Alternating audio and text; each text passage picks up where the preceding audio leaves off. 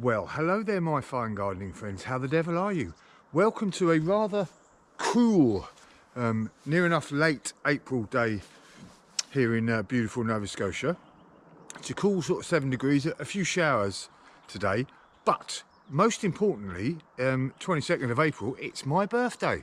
And what better way to spend your birthday than in the garden? So today I've just been sort of going around the bazaars, seeing what I can move, because in spring, as most of you know, it's a really good time to be moving perennial plants other than grasses, other than your perennial grasses, which you want to leave till sort of early summer when the soil is warmed up. But you know, springtime now, great time to move your perennial plants, especially as now you can sort of see, I don't know if you can see there, you know, I've got all my brown mulch down there, but I've got spots of green popping up everywhere, and it's obviously the perennial plants coming up, and I can see again now what's what, and what I thought about last year where I didn't take any notes, what I thought about last autumn maybe of moving. Before we carry on with what I'm really going to do, let's have a quick look here to see what's actually sort of popping up in this area of the garden. So lots of things popping up, as you can see, lots of green amongst the brown wood chippings. Daffodils are quite late here in Nova Scotia, so they're just starting to come up now. And we've got some monarda coming up there. What else have we got? What else have we got? There is some oriental poppies, some iris, some imperial something or another that I can't remember the name of. Lupins, lots of lupins. They grow really well here in Nova Scotia. So much different to what it was like when I was in Cornwall, where the slugs would get everything, but they're like a weed here. Got some alliums starting to come up, some iris, some daylilies over there, more Shasta daisies, all sorts of things coming up. But my big favourite of the last few years is this Helianthus Perennial Sunflower. Absolutely gorgeous, big 6-foot high plant with lots and lots of yellow flowers, as you can see there, from sort of mid to late summer. So I'm going to move that today because that's a nice big plant, and I think I can split that up into a couple of different plants. So let's have a look, shall we? So yes, Helianthus, beautiful plant. So I'm going to move that now, and I'm going to move that to the next bed down, which you can see, and the pool overlooks that more. And I thought, what a great way to sort of swim in around the pool, and then you'll see the beautiful, stately, lots of bright yellow Helianthus flowers moving about in the breeze as I'm swimming around in the pool in summer. What do you reckon? Anyway, that's what I'm going to do. So got some nice healthy plants there. Let's get amongst moving them. So there we go. There's our main Helianthus plant, and we can start to see the green shoots of the plant coming through there now. So I'm going to dig it right up, and then I'm going to split it and then move it, and I'll probably dig that one up as well, split them, put them back there, and also put them down there so that I can see them while I'm swimming in the pool. So this always looks quite ungainly and cumbersome when you do this, but I'll try and do as little damage to the plant as possible. So I'm just going to dig around it and start to lever it up.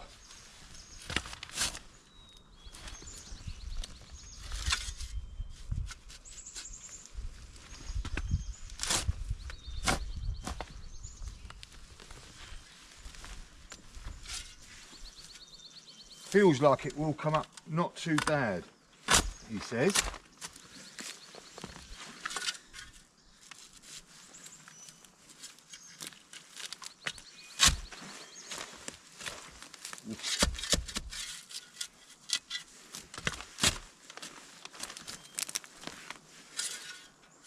Get under here again.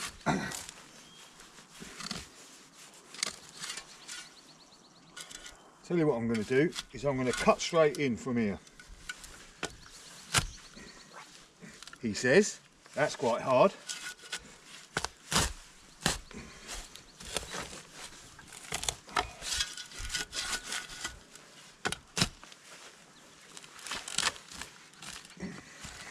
This is the ungainly bit.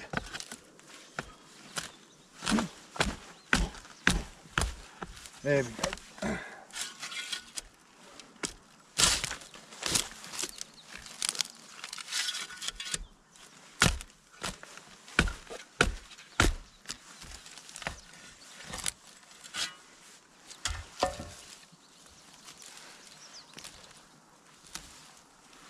Right, so that looked like I was doing a lot of damage to it, but there we have a solid plant there, and I'm actually just going to be able to split that in two.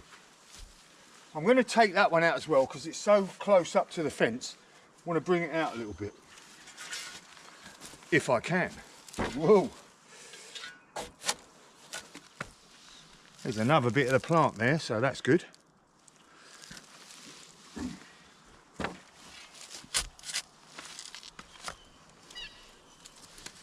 There we go, that's the whole plant. I'm going to split that in two as well. In fact, I'm going to split that in three because at the back there, there's some stems that we're actually trying to grow underneath the wood there, so that's good.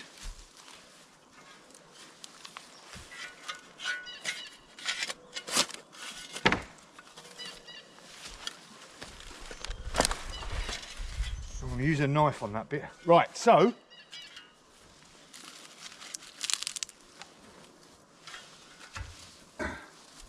back to this one. I'm going to split that in two.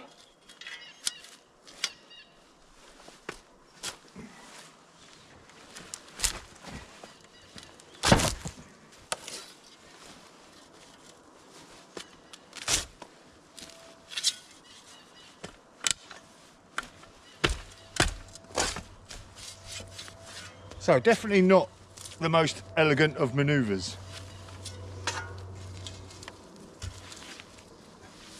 There we go, another plant there.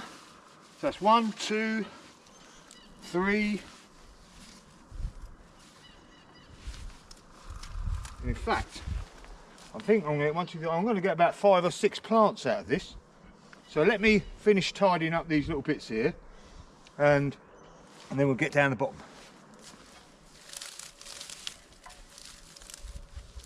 There we go, look at that. So that's a hefty root ball there, but there we go. So 1, 2, 3, 4, 5, 6 plants. That's good. I can put 2 back here, and I've still got that one. I think I'm going to leave that one that was over there, leave that one alone this year. But I've got a good couple I can put down there now, so I'm going to go and do that. It's out of breath there.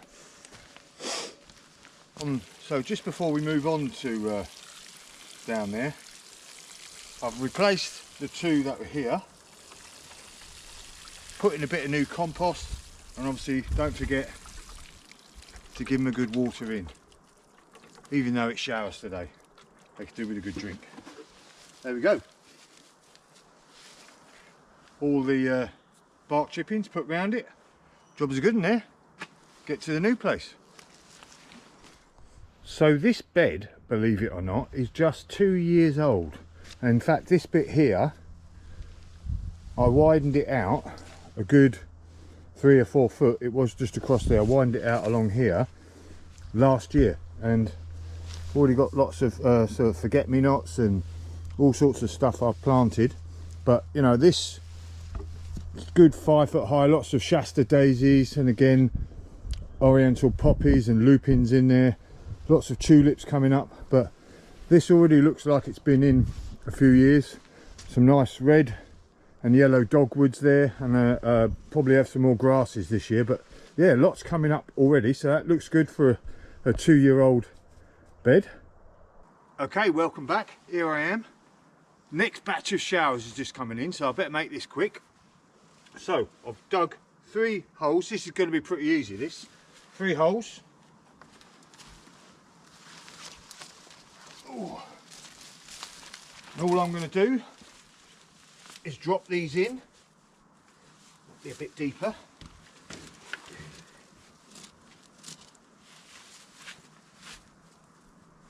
Drop these in there.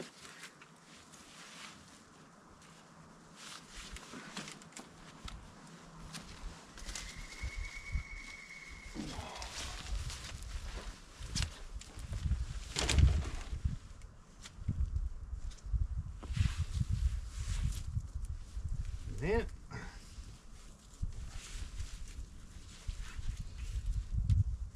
Just firm the compost around.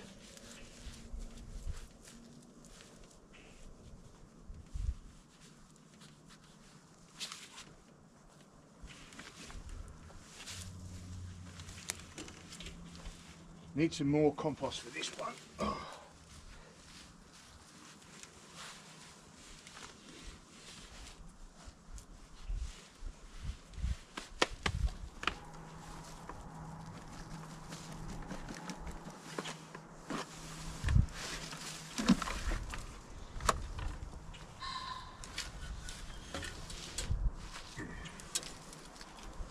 Here's the smaller one.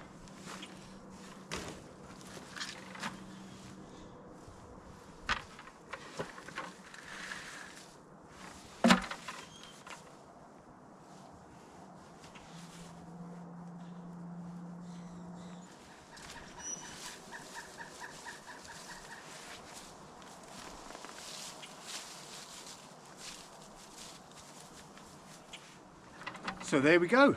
Nice and easy, 1, 2, 3. I'm going to water them in now, but really it was just dig a hole, drop them in, put the earth around. Simple as that. The main job was the splitting earlier. 6 plants out of 1 plant there.